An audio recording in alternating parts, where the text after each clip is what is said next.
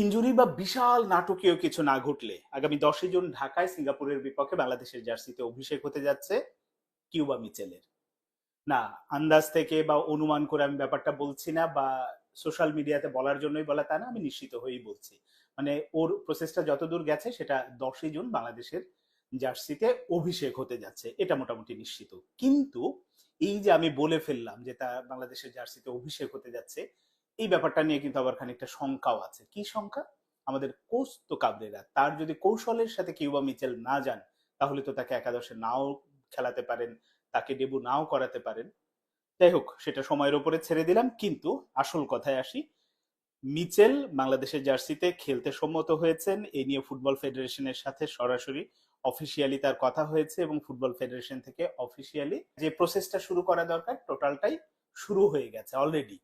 ফলে 10ই জুন যে তিনি খেলতে যাচ্ছেন এইটা মোটামুটি নিশ্চিত।